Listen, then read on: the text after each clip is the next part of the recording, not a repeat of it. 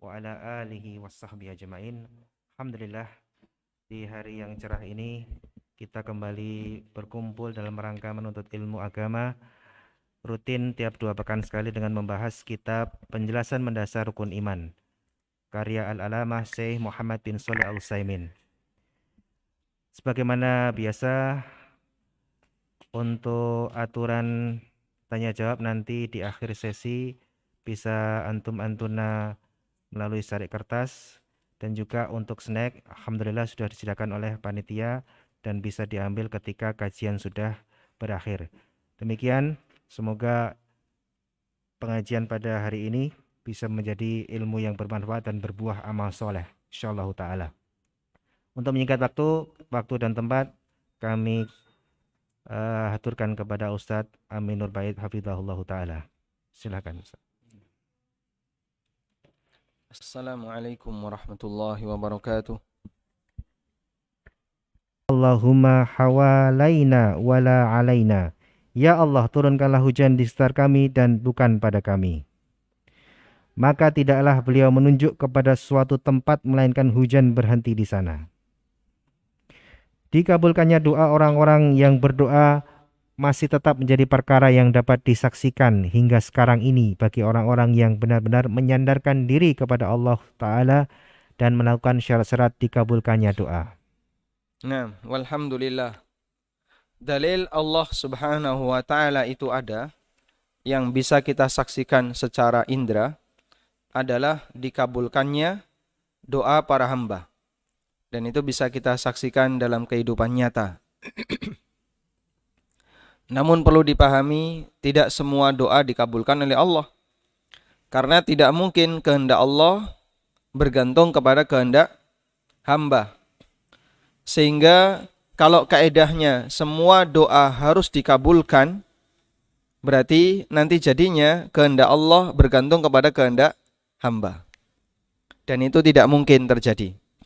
Sebab Allah Ta'ala yang menguasai seluruh hambanya, dan kehendak hamba di bawah kehendak Allah. Karena itu, kalau kita membaca ayat Ud'uni astajib lakum, berdoalah kepadaku maka aku akan kabulkan untuk kalian, atau kita membaca ayat yang mengatakan wa atakum min kulli ma sa'altumu, Allah memberikan kepada kalian apapun yang kalian minta,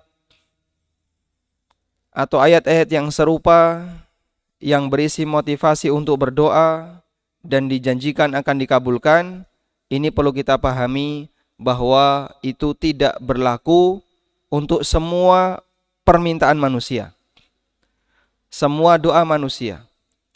Karena kalau semua permintaan manusia, doa manusia harus selalu dikabulkan oleh Allah, berarti kehendak Allah bergantung kepada kehendak makhluk, dan itu tidak mungkin.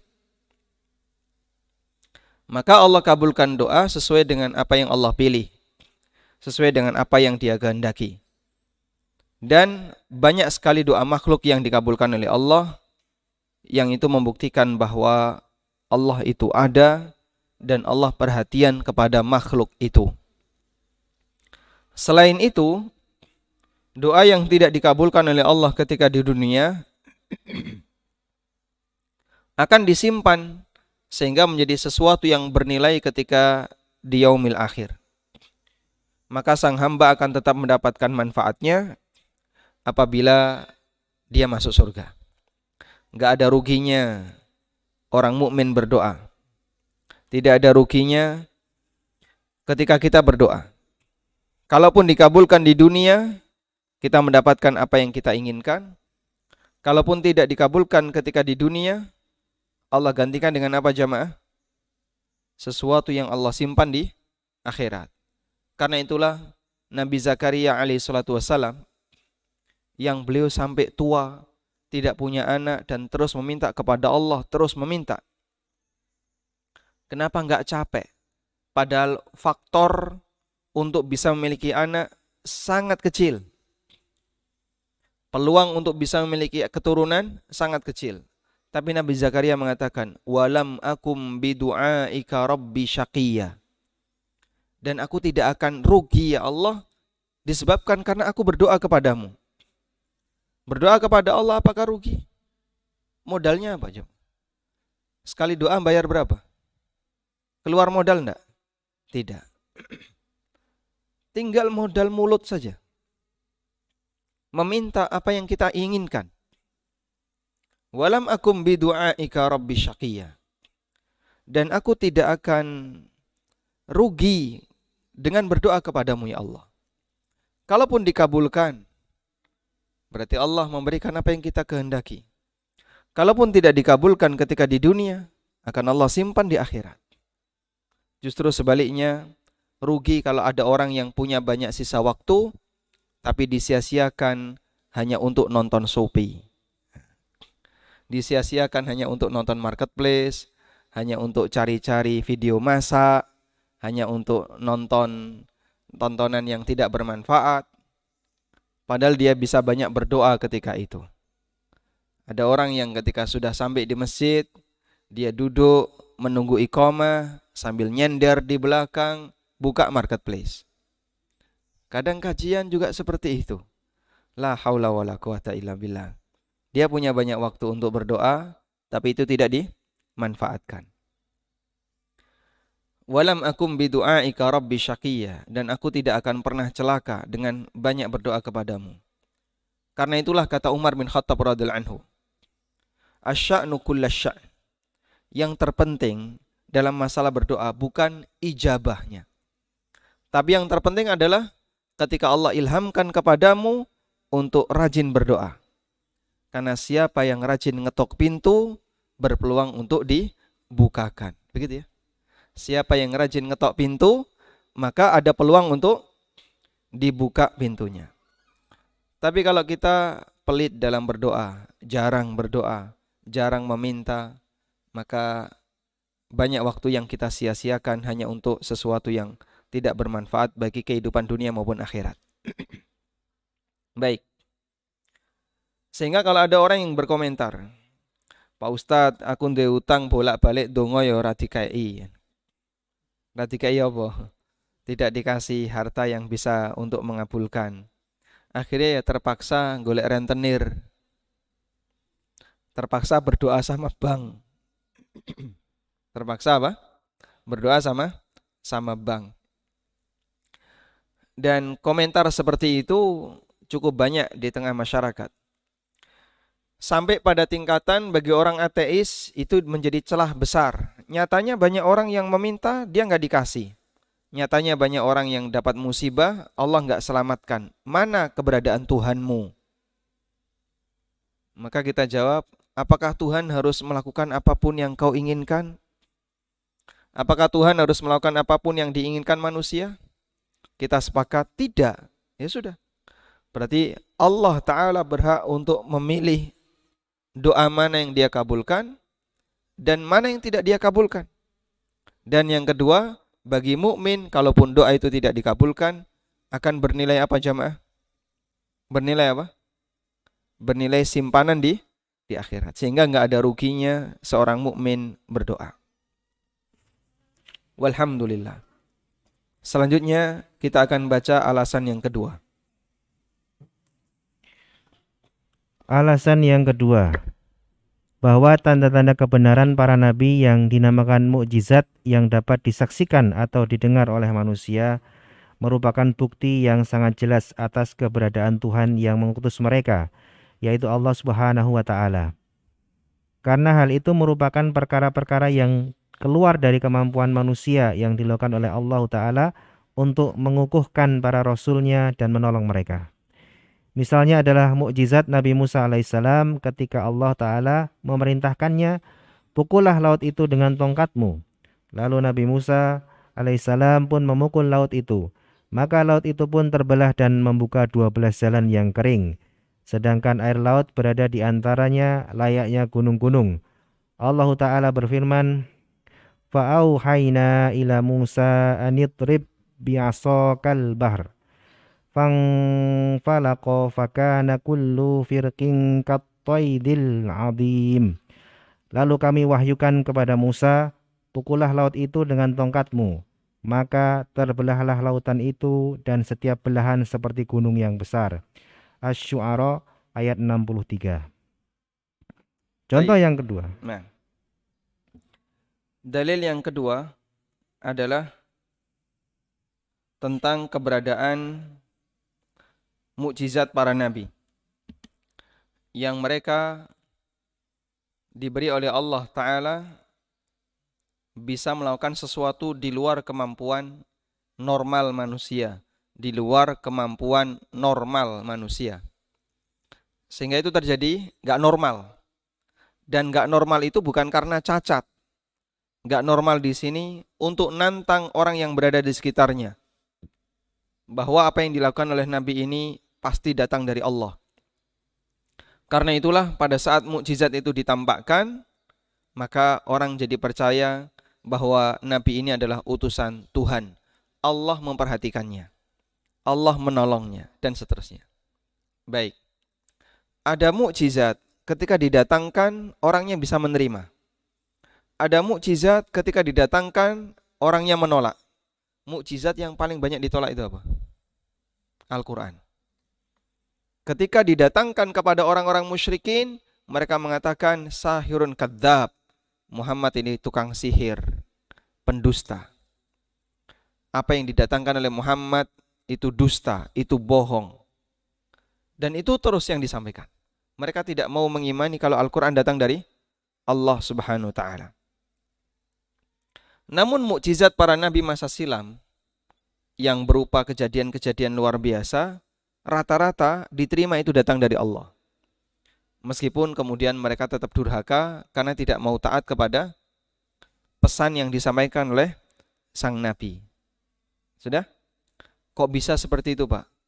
Karena mukjizat yang datang di masa silam itu lebih kepada mukjizat yang sifatnya zahir, bisa nampak di permukaan. Orang bisa lihat dengan matanya, bisa dengar dengan telinganya. Makanya gampang untuk dipahami kalau ini pasti datang dari Allah. Berbeda dengan Al-Quran. Al-Quran itu ketika datang butuh proses mikir dulu. Ini benar nggak datang dari Allah? Akhirnya ketika Al-Quran itu datang, mereka baca, mereka mikir dulu. Apakah benar ini datang dari Allah? Apakah Allah pernah menurunkan semacam ini? Mikir dulu. Dan dulu orang-orang musyrikin itu sampai rapat untuk memikirkan apa yang bisa digunakan untuk membantah Muhammad. Sampai rapat jamaah. Coba, orang sampai rapat kira-kira nanti gimana ya caranya bantah Muhammad itu? Gimana caranya agar orang jadi nggak percaya sama Quran? Kalau dulu waktu Nabi Musa alaihissalam menampakkan kemampuan tongkatnya di hadapan para tukang sihir yang jumlahnya ribuan, Allah banyak bercerita dalam Al-Quran, tukang sihir Fir'aun ngapain, Pak? Setelah tukang sihir Fir'aun melihat tongkatnya Musa, mereka ngapain? Beriman. Fa'ulqiyas sakharatu sujjada. Mereka pun bersujud, para tukang-tukang sihir itu. Qalu amanna bi Rabbi Harun wa Musa. Lalu mereka mengatakan, kami beriman kepada Tuhannya Harun dan Musa. Meskipun Fir'aun tidak mau menerimanya, meskipun dia yakin apa yang disampaikan oleh Musa ini benar, tapi dia karena sombong tidak mau menerimanya. Wajahadu biha wastaiqanatha anfusuhum zulman wa uluwa. Mereka melawan padahal hatinya yakin. Kata Allah, mereka melawan padahal hatinya yakin. Tapi berbeda dengan orang musyrikin. Orang musyrikin Quraisy ketika dikasih Quran, fakkara wa qaddar, thumma qutila kaifa qaddar. Allah ceritakan di surat Al-Muddathir. Innahu fakkara wa qaddar. Dia berpikir dan dia uji coba, dia eksperimen, dia analisis. Faqutila kaifa qaddar. Maka celakalah orang ini. Kenapa dia bereksperimen, beranalisis untuk membantah Muhammad? Tsumma qutila kaifa qaddar. thumma nadhar. Kemudian dia akan dikasih kecelakaan, bagaimana dia berani untuk melakukan eksperimen cara untuk membantah Al-Quran. Thumma nadhar, kemudian dia mikir-mikir ulang.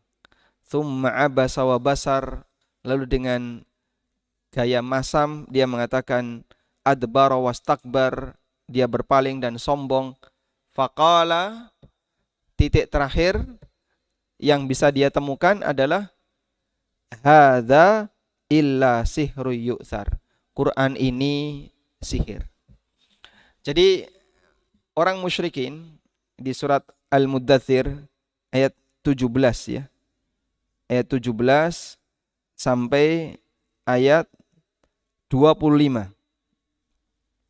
Itu bercerita tentang salah satu orang yang dianggap sangat cerdas di kalangan orang musyrikin. Dan dia diminta untuk berpikir, Pak, gimana sih caranya untuk membantah Muhammad? Dikatakan tukang sihir, banyak orang mengatakan Muhammad bukan tukang sihir. Pakai bantahan ini gak mempan.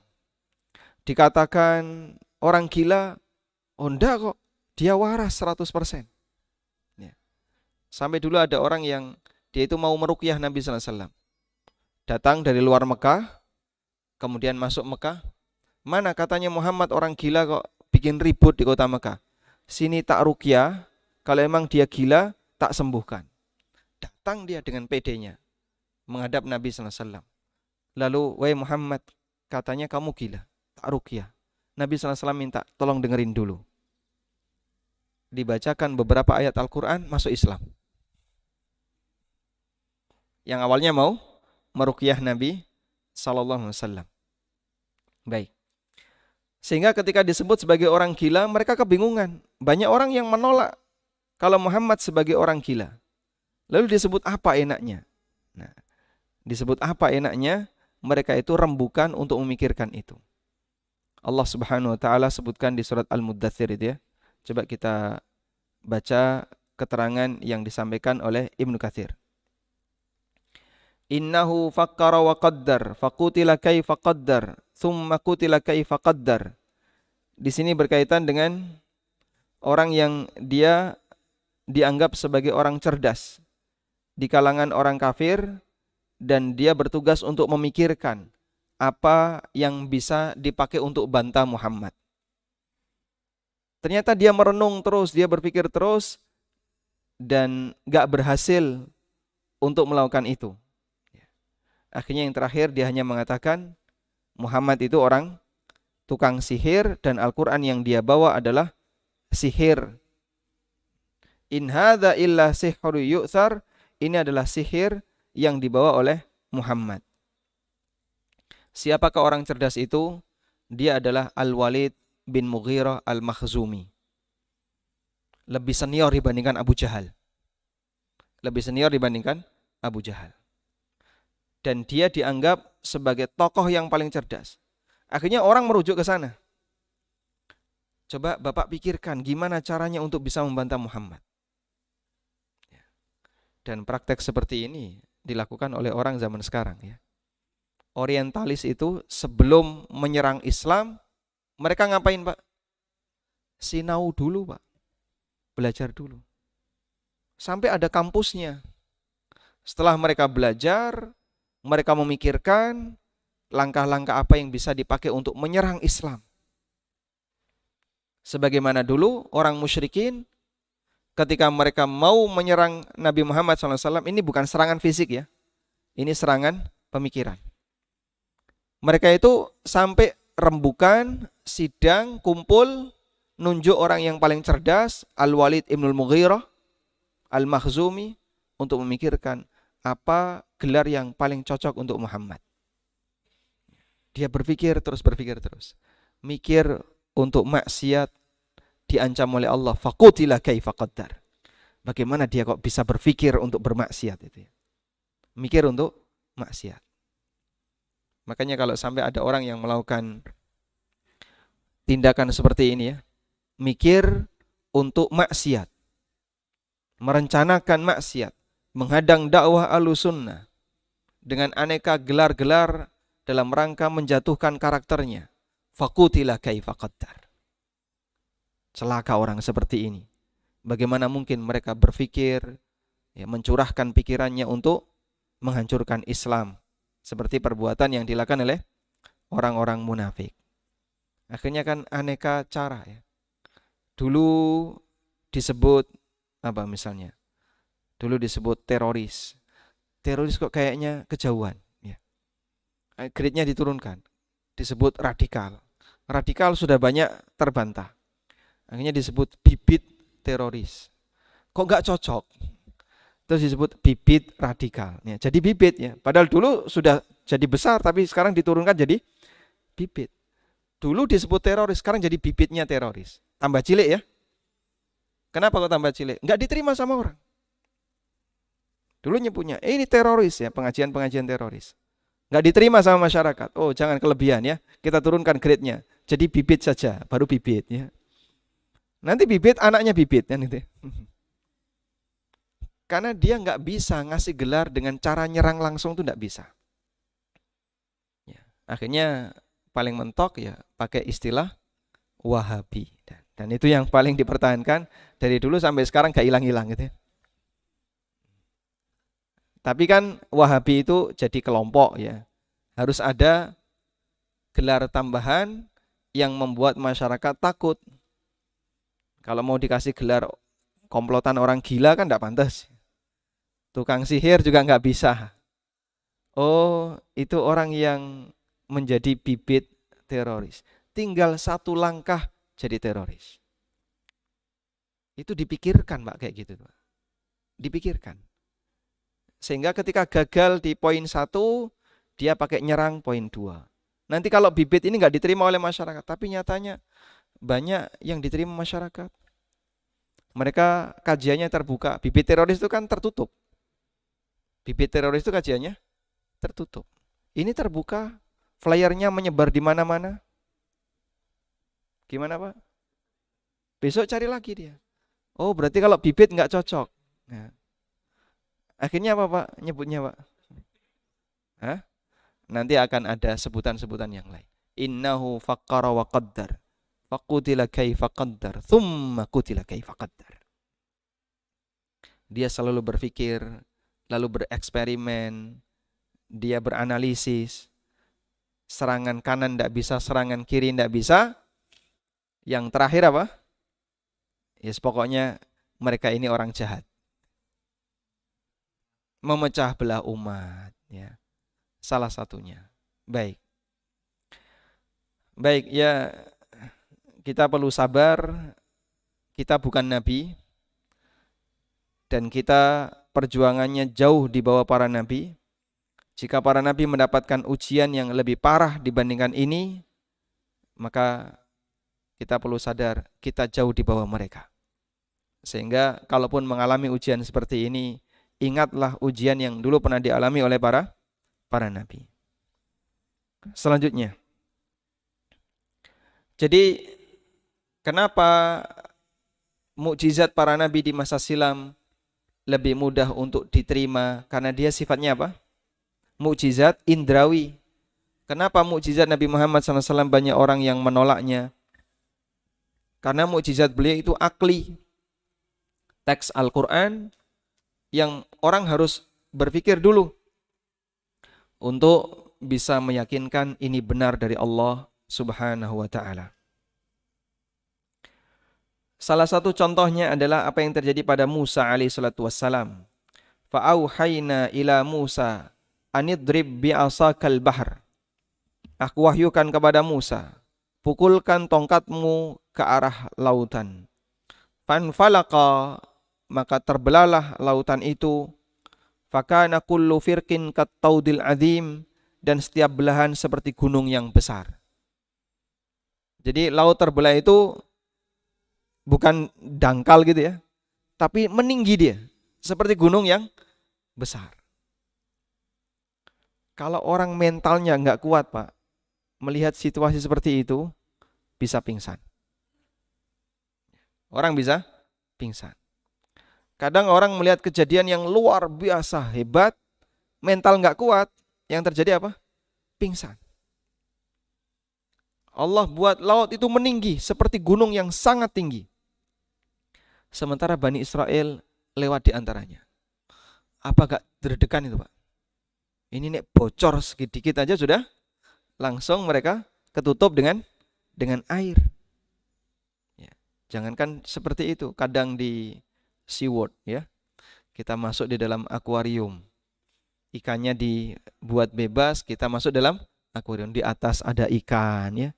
Di kanan kiri ada ikan. Yang dipikir apa, Pak? Hah?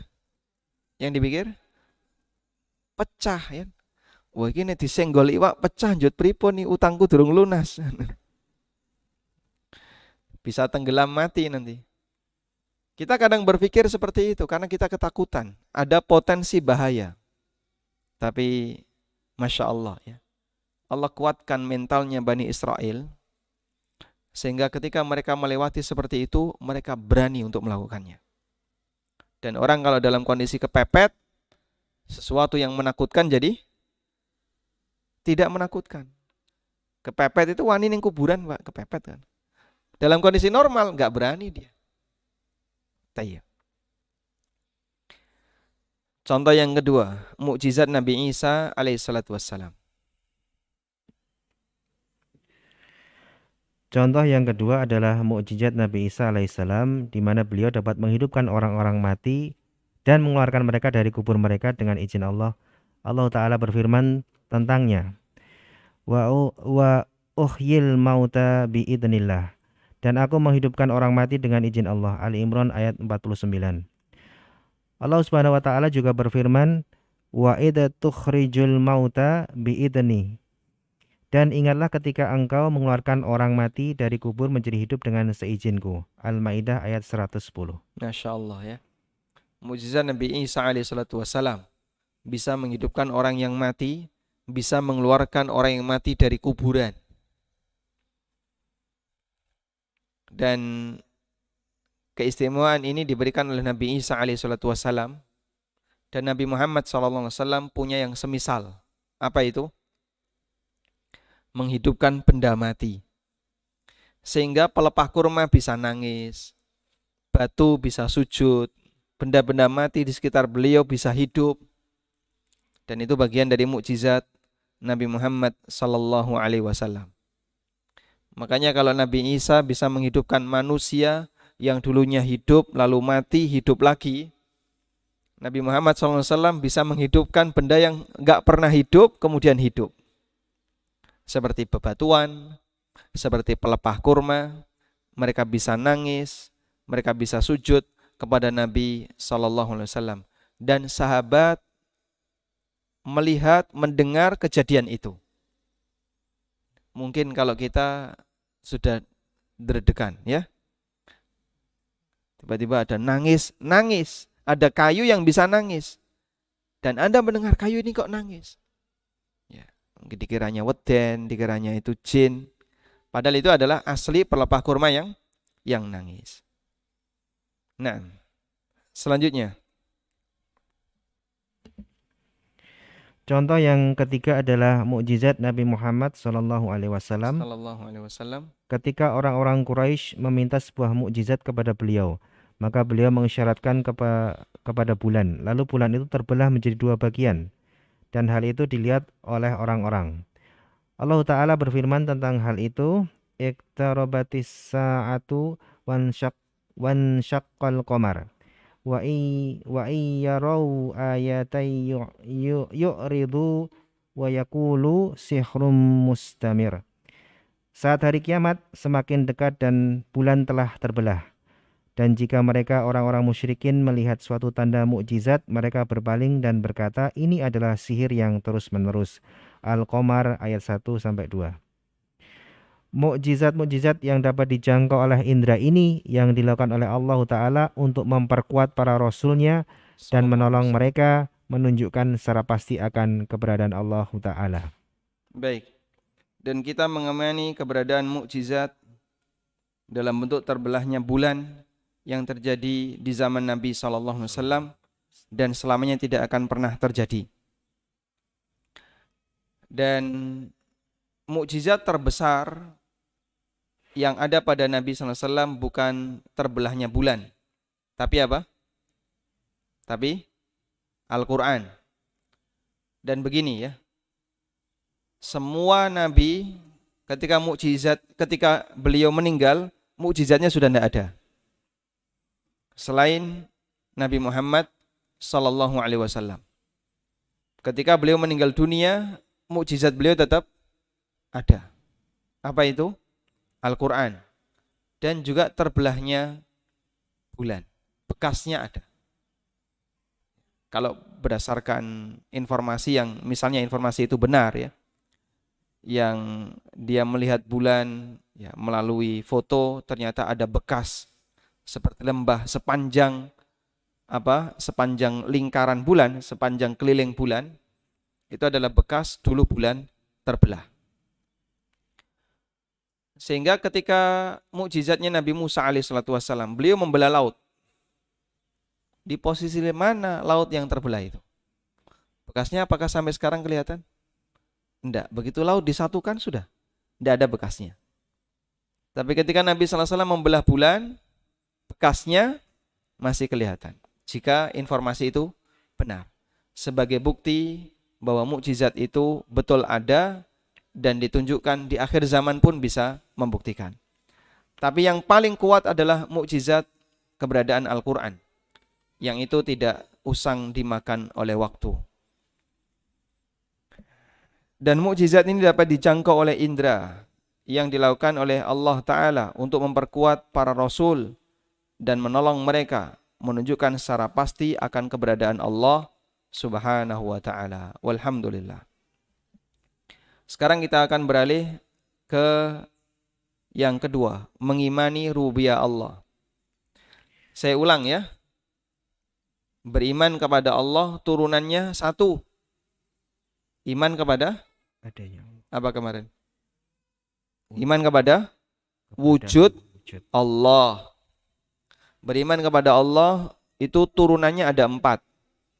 Iman terhadap wujud Allah, beriman terhadap rububiyah Allah, beriman terhadap uluhiyah Allah, dan yang terakhir terhadap nama dan sifatnya. Ada di buku Pak, nggak usah ditulis ya. Kalau yang punya buku ini tinggal baca buku ini ya. Saya cuman mengulang biar petanya jelas. Nah, kita baru membahas iman terhadap wujud Allah. Apa saja bukti-bukti keberadaan Allah yang sebenarnya secara fitrah manusia sudah memilikinya.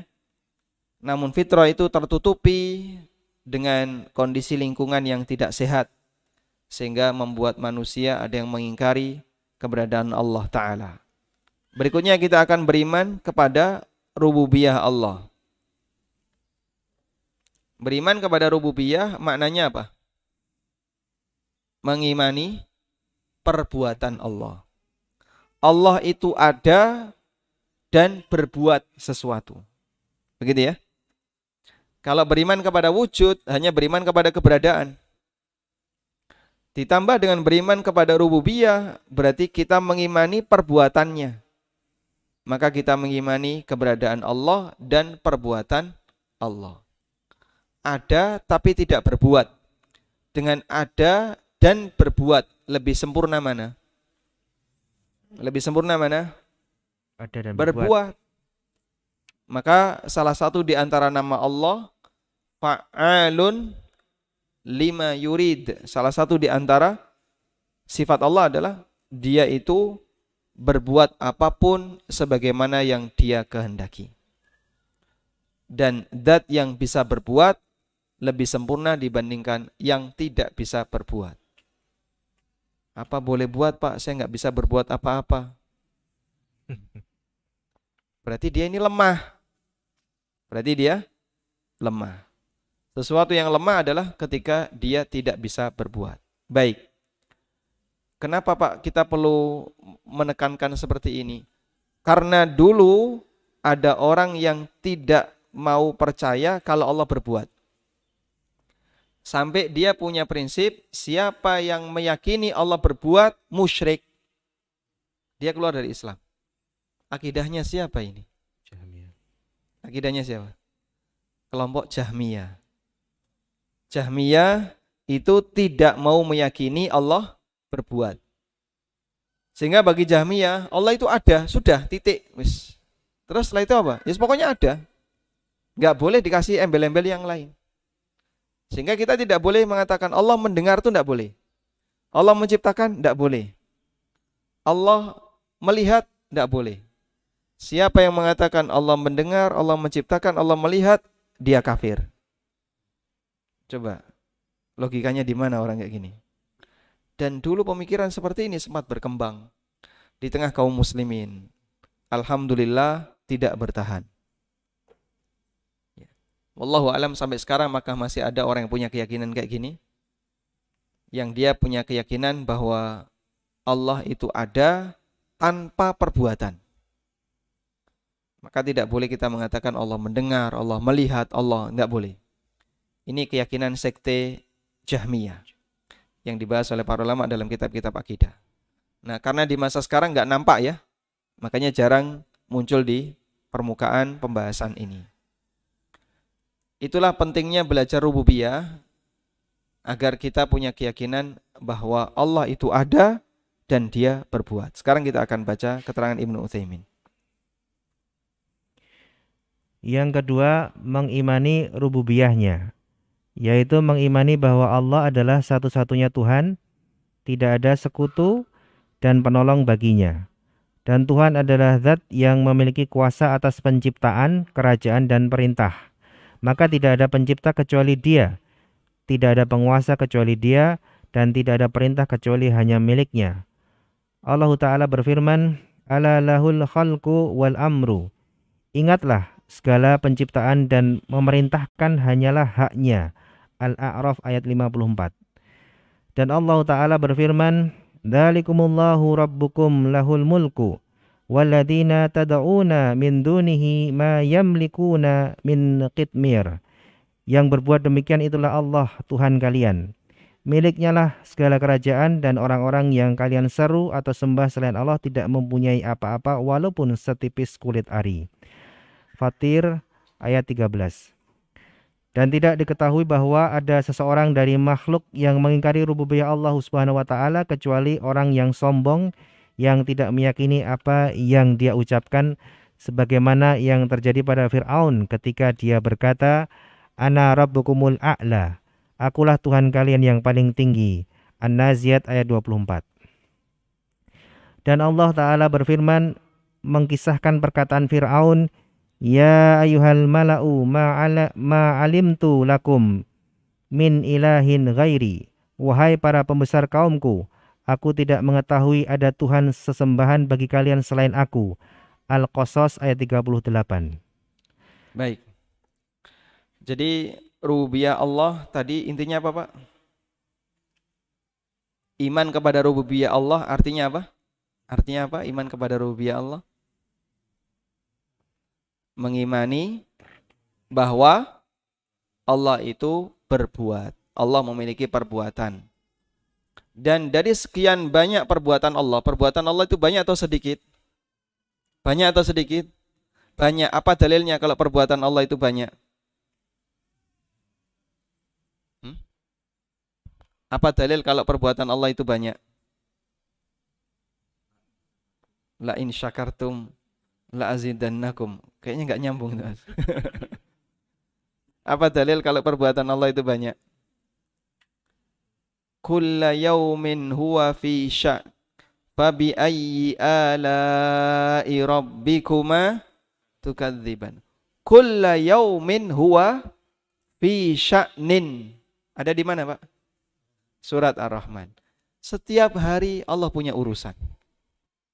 Setiap hari Allah berbuat. Setiap hari Allah kasih rizki. Setiap hari Allah bangunkan kita dari tidur. Setiap hari Allah ciptakan. Setiap hari Allah atur alam semesta. Setiap hari. Pernah berhenti, Pak? Pernah berhenti? Tidak pernah berhenti. Itu semuanya adalah perbuatan Allah yang mematikan, menghidupkan, setiap hari ada nggak di dunia ini nggak ada kelahiran? Ya? Natalitas tuh tiap hari ya. Mortalitas juga tiap hari. Setiap hari ada yang lahir, setiap hari ada yang mati. Setiap hari ada yang menerima rizki, setiap hari ada yang A, B, C. Itu semua adalah perbuatan Allah. Maka perbuatan Allah itu banyak atau sedikit? Banyak. Orang ini bisanya cuma satu, Mas. Ngelapi meja tok. Selain itu enggak bisa. Berarti dia itu lemah atau hebat? Lemah. Orang yang hebat itu apa, Pak? Orang yang hebat itu apa? Dia itu bisa apa-apa. Wah, orang ini Masya Allah ya. Dikongkon jadi tani, bisa.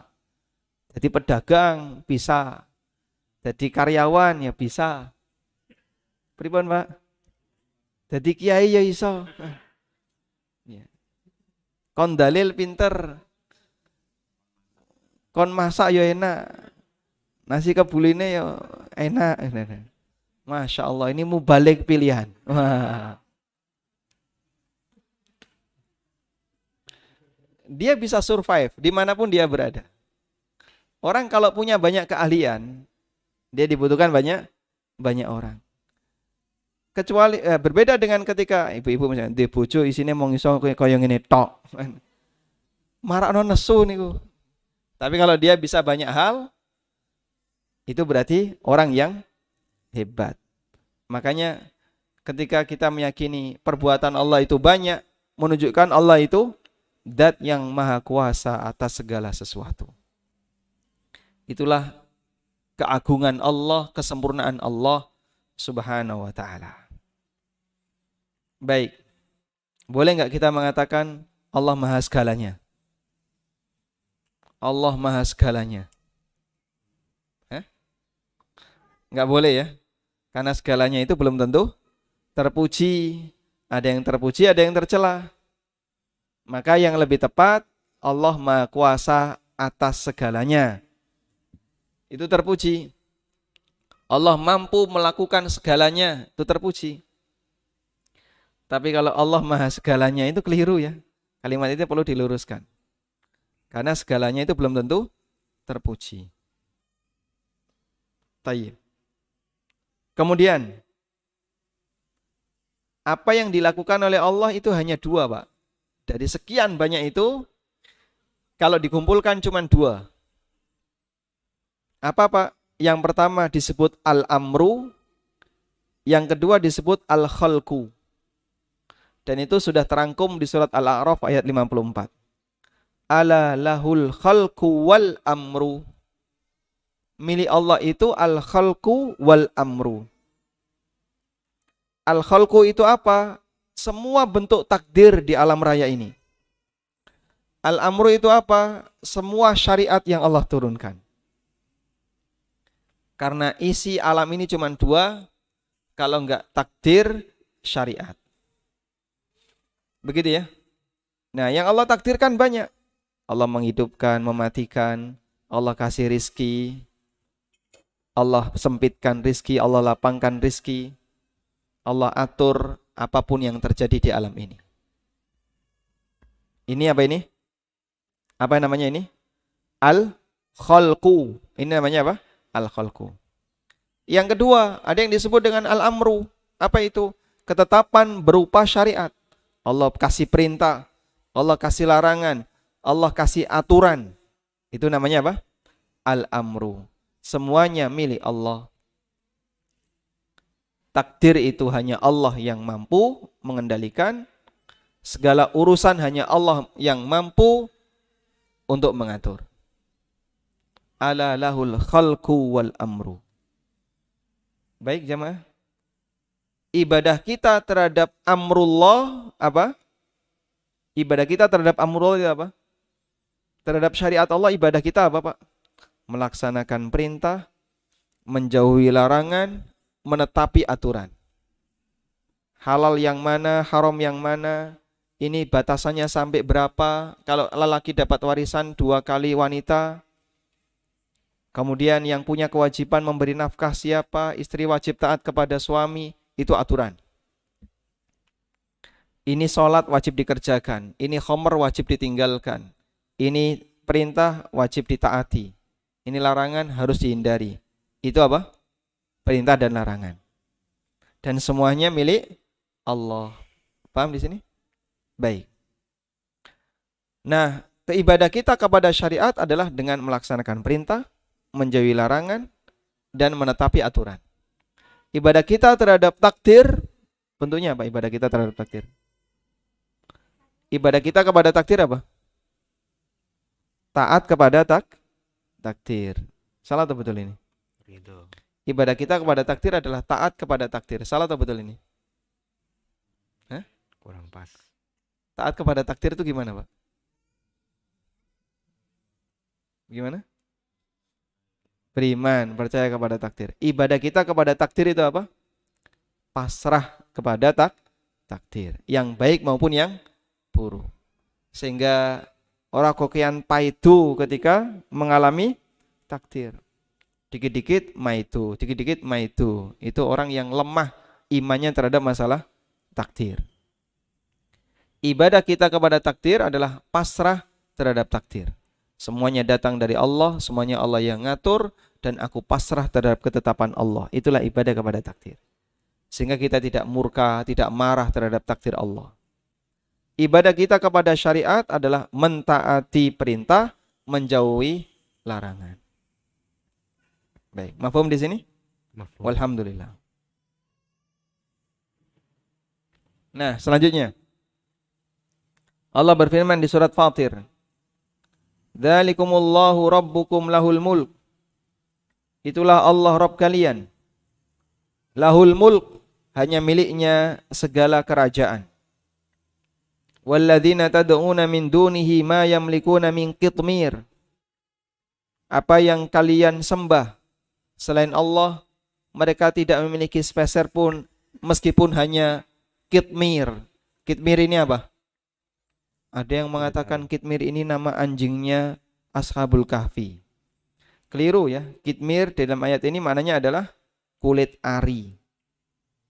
Mereka tidak punya apapun meskipun hanya sebatas kulit ari. Kulit ari yang dikenal oleh masyarakat Arab itu seperti kulit kurma. Tahu yang di permukaan kurma itu, Pak? Itu namanya Qitmir. Kalau kita makan kurma kan kadang dikupas. Kurma kok diojek itu. Kayak makan gedang. Itu adalah kulit ari yang dikenal oleh orang Arab. Berhala itu tidak memiliki apapun meskipun hanya kulit arinya kurma. Baik. Lalu kenapa disembah? Selanjutnya, Fir'aun pernah mengklaim kalau dia itu Rabbul Alamin. Dia mengatakan, "Ana rabbukumul a'la. Innama ana rabbukumul a'la." Aku adalah Rabb kalian yang paling tinggi. Ada di surat An-Nazi'at.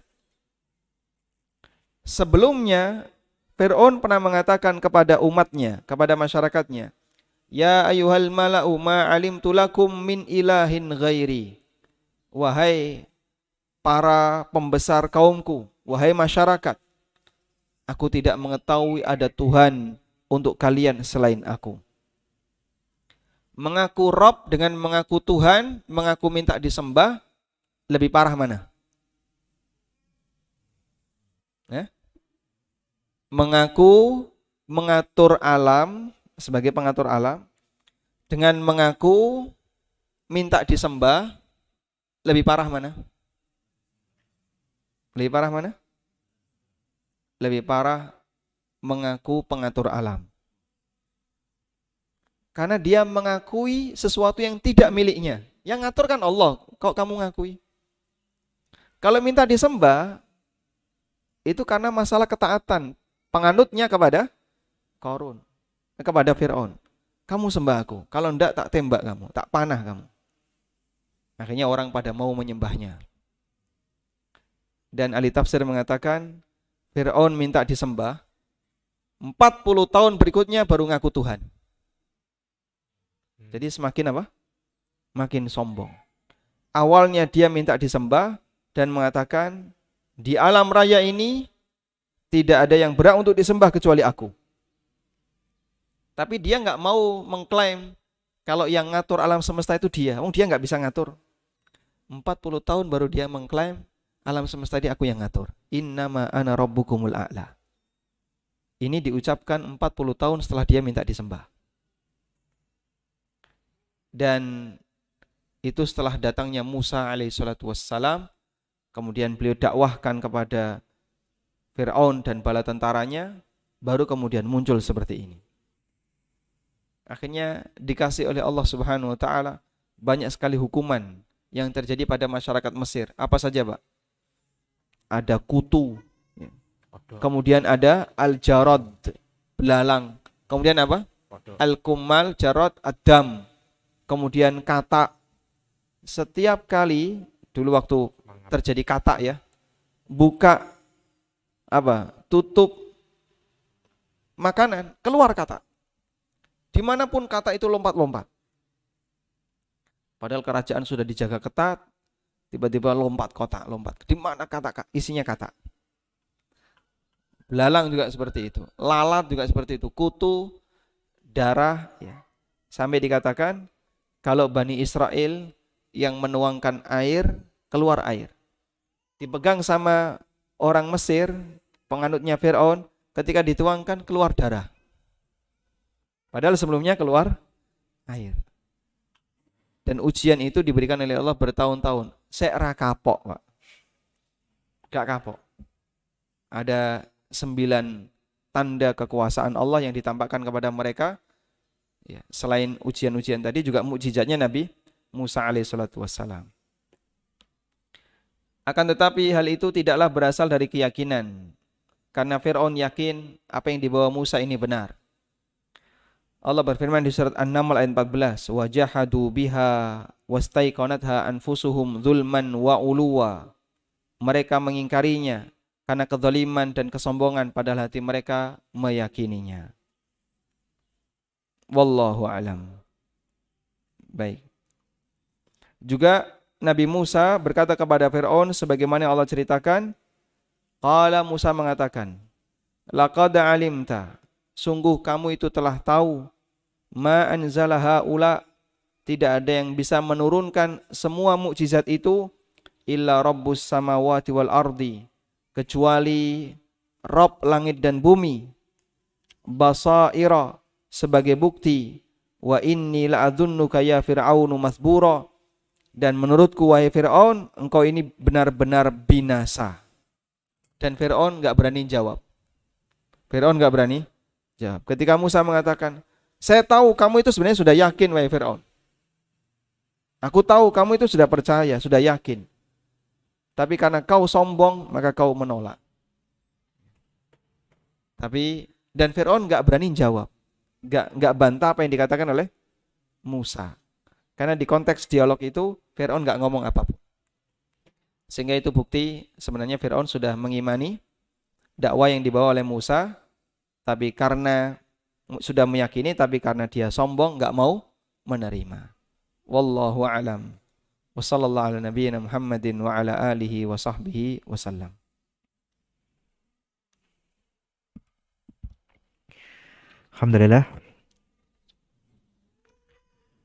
Alhamdulillah, kita kini memasuki sesi tanya jawab.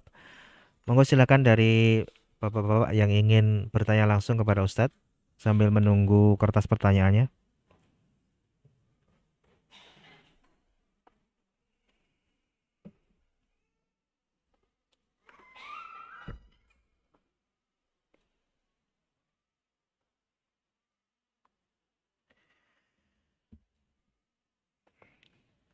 Untuk pertanyaan yang ada di WA mungkin kita bisa bacakan terlebih dahulu.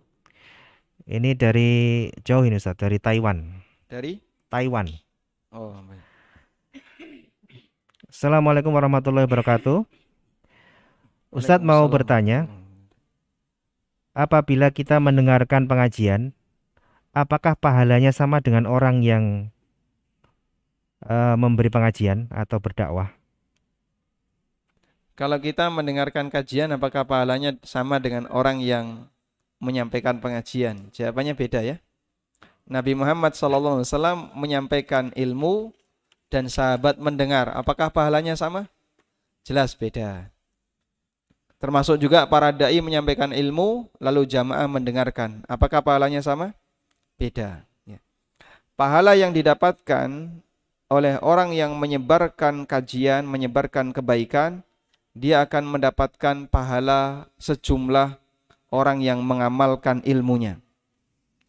Berdasarkan hadis Nabi SAW, man dalla alal khair kafa'ilihi, siapa yang menunjukkan kebaikan bagi orang lain, maka dia mendapatkan pahala sebagaimana pelakunya.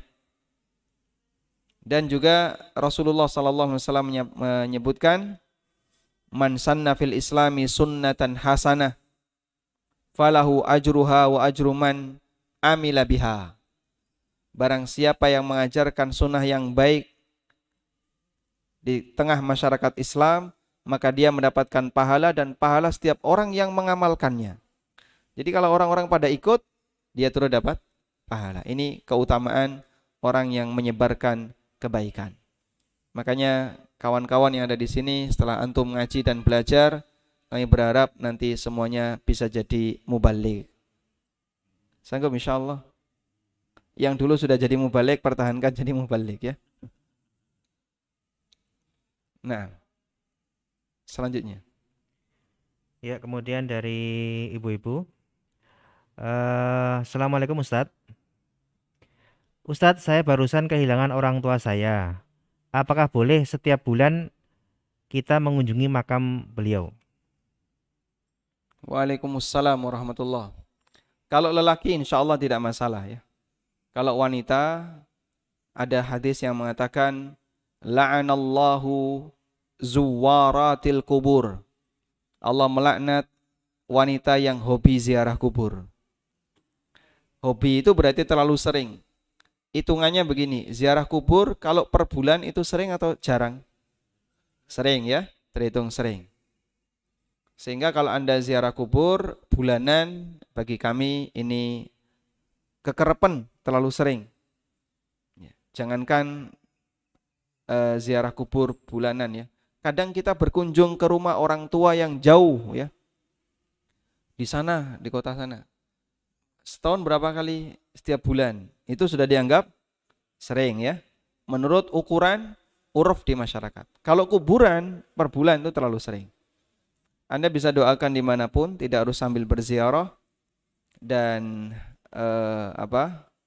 kalau laki-laki, anak laki-laki mau tiap bulan silahkan. Karena ziarah kubur bagi laki-laki bebas. Mau sering boleh, jarang juga boleh. Kok bisa Pak sering boleh? Lah kalau banyak orang mati kan mondar-mandir dia ngantarin jenazah. Dan itu bisa sangat sering. Di Masjidil Haram, Masjid Nabawi, setiap sholat 5 waktu selalu ada jenazah. Dan petugasnya akan sering mondar-mandir ngantar jemput jenazah. Nah, selanjutnya. Kembali ke yang masuk lewat WA. Assalamualaikum Ustadz. Mohon penjelasannya apa perbedaan antara ujian dan cobaan dari Allah? Waalaikumsalam warahmatullah. Apa bedaan antara Ujian dan ujian dan cobaan. cobaan? Sama ya. Ini itu mungkin beda bahasa. Kalau bahasa Malaysia cobaan ya. Kalau bahasa kita ujian. Jadi kalau pertanyaannya apa perbedaan antara ujian dengan siksaan, ini azab ataukah ini ujian? Jawabannya ujian diberikan kepada mukmin yang saleh agar semakin tinggi derajatnya, sedangkan azab diberikan kepada orang fasik atau orang munafik atau orang kafir ya, agar dia sadar. Ya, meskipun kadang gak sadar-sadar. Nah,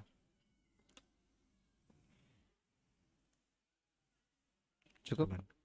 Satu lagi Ustadz. Amin. Maaf Pak Ustadz, ini di luar tema. Kejadiannya ini 2 tahun yang lalu. Suami saya dalam keadaan yang marah sekali. Beliau berbicara demi Allah cerai, demi Allah cerai. Bagaimana Ustadz? Apakah sudah jatuh talak atau bagaimana? Suami dalam posisi sangat marah. Kemudian dia mengucapkan demi Allah cerai. Apakah sudah jatuh talak? Pertama, yang perlu kita pahami bahwa cerai ketika marah hukumnya sah. Yang tidak sah itu cerai ketika hilang akal. Nah, orang yang marah bisa hilang akal ketika sampai pada tingkatan tertentu. Nah, yang perlu untuk dipastikan adalah pada waktu suami itu marah, apakah sampai hilang akal ataukah sebenarnya masih sadar, cuman sangat marah. Kalau masih sadar, misalnya diambil dompetnya kok, ojo itu duitku. Oh, berarti masih sadar ya. Berarti dia masih sadar, seeling duitnya ya. Nah, kalau seperti ini ketika dia menjatuhkan cerai, maka dia masih sadar dan sah cerainya. Hadisnya menyebutkan la talaqa fil ighlaq.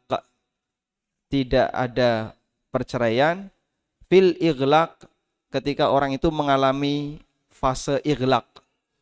Apa itu ighlaq? Tertutup logikanya karena marah.